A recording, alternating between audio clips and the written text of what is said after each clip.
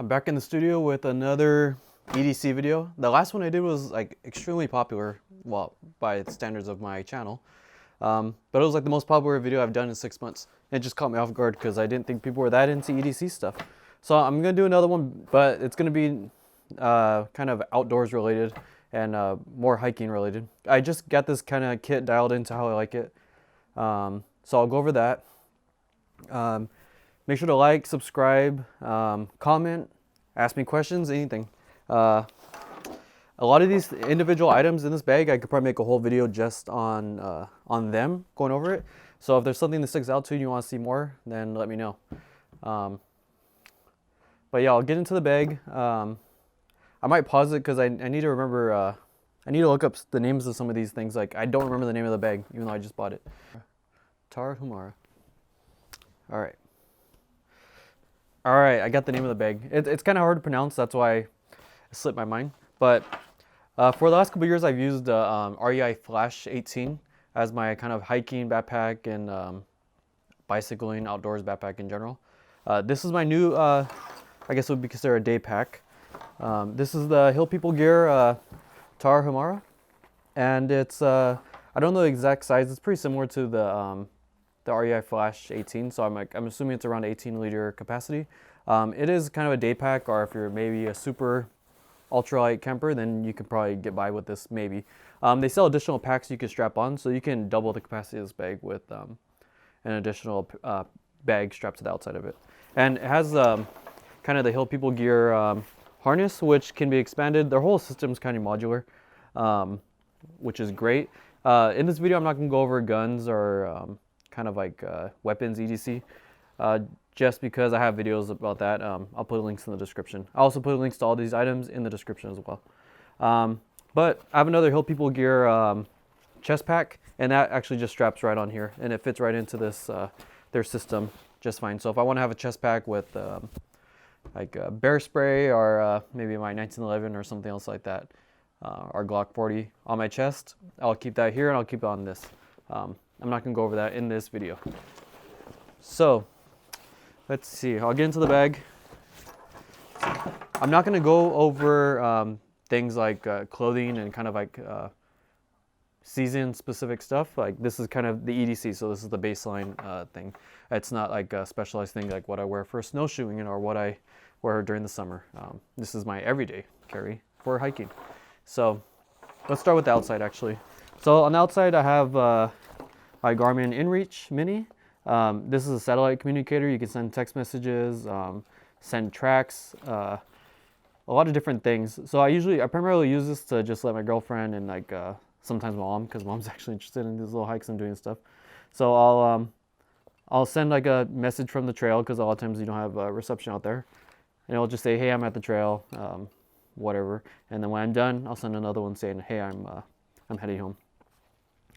This also lets you send like intermittent kind of pings. So it'll update this map that you can share online. So you can give anybody this link to this map, and it will show like updated points along your travel. So that's pretty cool, especially if you're going on like a multi-day trip. Excuse me. When I did the WABDR, yeah, the Washington Backcountry Discovery Route last year, on my motorcycle, I had this strapped. So when I'm usually riding my dual sport motorcycle, I keep it on my shoulder right here, kind of where it's positioned here, and I just have it send updated points so people can keep track of where I'm at on my motorcycle when I'm on these back forest roads and kind of multi-day trips. So this has been great. I would buy it again. The biggest problem is the subscription plans are kind of pricey. It's between like $10 to $15 a month. You can do pay as you go or yearly. The pay-as-you-go doesn't really work out unless you're only using it for like 3 months a year and you're using it consecutive months. The problem is they charge activation fee every time you deactivate the service, so you can't just use it 1 month and then wait 2 months and use it again another month. You're gonna have to activate it twice. But if you know for sure you're only gonna use it during the summer, you can activate it in June and then let it go in September, and it works out to be cheaper than the yearly plan. I don't do trips like that. It's kind of sporadic throughout the year, so I just do the yearly plan, and that works out to be cheaper for me. In the outside pocket, I usually keep a bicycle water bottle here. I don't have one of those here right now. I forgot to bring that down. If it's really hot, I'll empty this pocket out into the main pocket and I'll put another water bottle here. I don't carry an extreme amount of water, and I'm also not a fan of kind of like the camelback things. That's just a personal preference, but it's just weird to me. It's like humans weren't really designed to just be kind of sipping on tiny amounts of water continuously for hours. So I don't think that's kind of like a natural thing to be doing. But I'm not an expert on that. So yeah, I keep 2 bottles of water. It's pretty rare. It's only if I'm in hotter areas like down south. Up here, I can usually get by with like a bike water bottle, even like on 35-mile bike rides or hikes, like several hour hikes. That's more than enough for me. But you need to know your own water consumption tendencies. So in this pocket, I have a mask. A lot of people get upset if you don't have a mask on a trail. I think that's kind of necessary to have it outdoors, but it makes people more comfortable. So I carry a mask and I'll put it on when we're passing people. Or I try to. I haven't been the best at that. This is the Olight Baton 2. I covered this in my other video. There's a lot of crossover here between this bag and my office bag, and I don't buy doubles and things. I just like things, so I'll switch them between bags as I use them. So yeah, I have this there. I usually either take this or my headlight. So the headlight, I'll only take both if I'm doing camping, but I use the headlight if it's gonna be, my hands are gonna be occupied. Maybe like the bike ride if we're riding through tunnels or things like that. Or I'll take this if it's, I think I'll have my hands free. So this is just like a Coast, I bought this at Costco. It was like a multi-pack. So yeah, that's pretty much it in this pocket. So let's go inside. This bag is for me, so the items in here are personalized for me. They might not work for you, and people might have different opinions about it, but yep, it's for me. So I carry field notes, waterproof notepad, and a pen. I keep them in a Ziploc because I've had pens break before on me. I've never had an issue with this. This is a Fisher Space pen, but I still do it out of habit, especially my work bag, because I do carry this in my work bag sometimes. I'm a little paranoid about the pen breaking and staining my bags like it has in the past. And also, you never know, Ziplocs come in handy, so it's nice to have the Ziploc there as well. So I will make a note. I've been trying to reuse things as much as possible, and I'm trying not to buy things when I don't need to. So I'm reusing makeup bags from my girlfriend. So if you're wondering why these bags look like they do, that's why. These are going to be thrown away, so I'm reusing them. So I'll take these out. I keep everything in these pouches because it lets me move them between bags. If we're going camping, I might not take this bag. I'll take like a duffel bag. But a lot of the stuff I'm sharing between those packs. So it's easy just to kind of take out these modular packs. And each of these are kind of devoted to a specific set of things.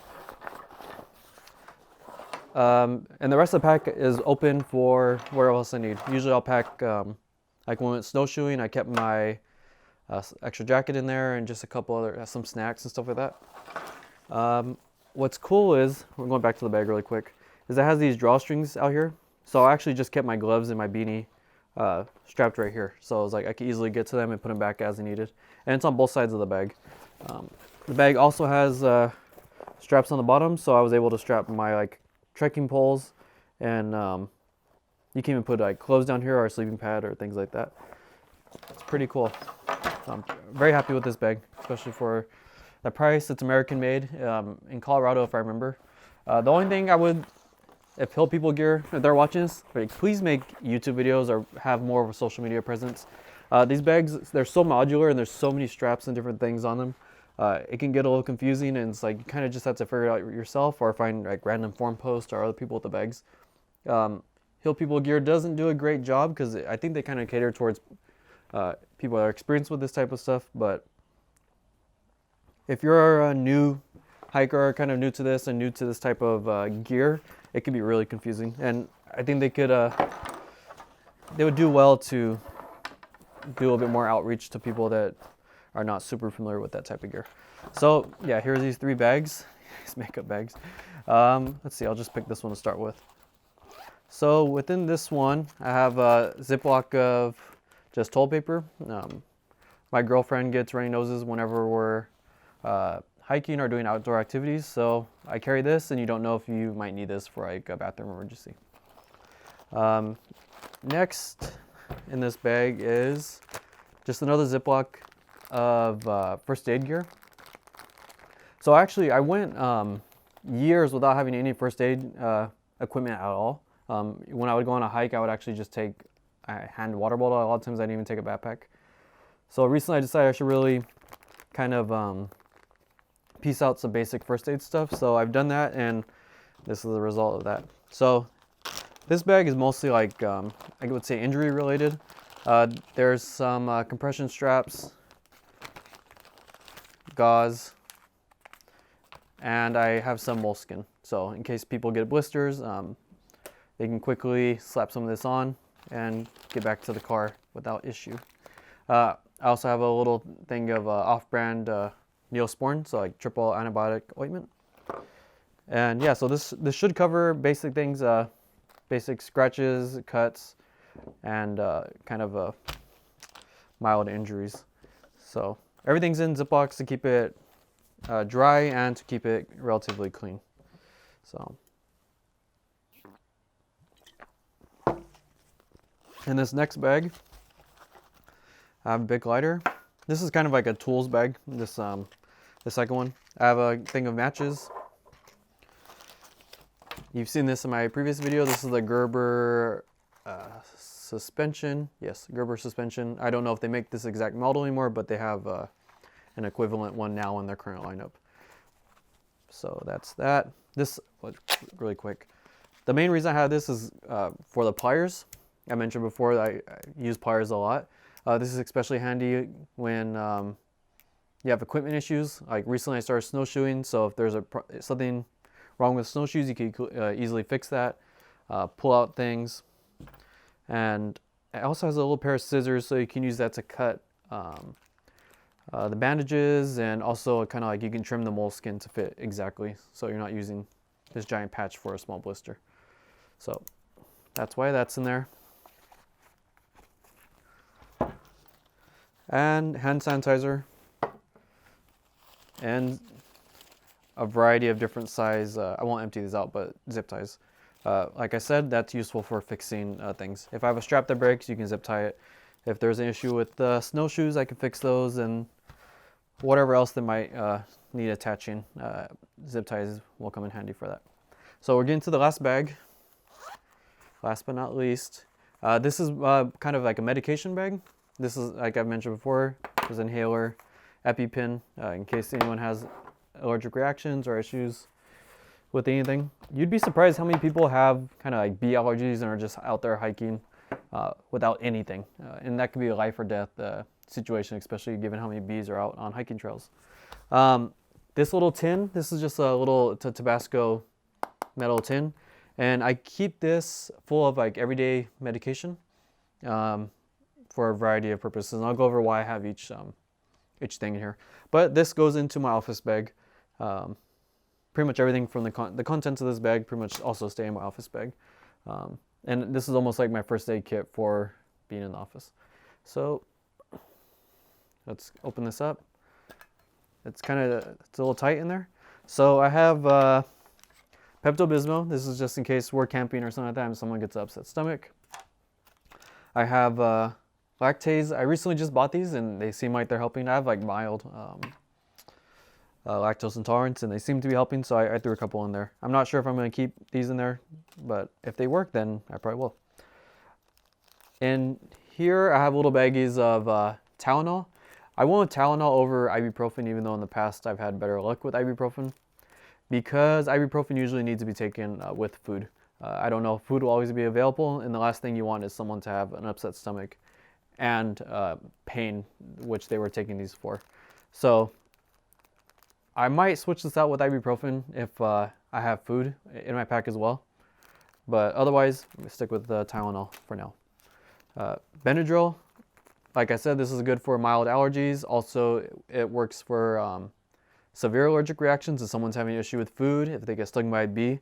The last thing you want is someone getting stung by a bee, going into shock due to a severe allergic reaction, and having to hike out 5 miles without any medication.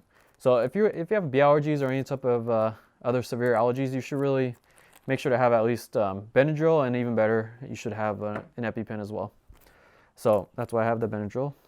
And then I have a assortment of small Band-Aids in here, just for small cuts and things like that.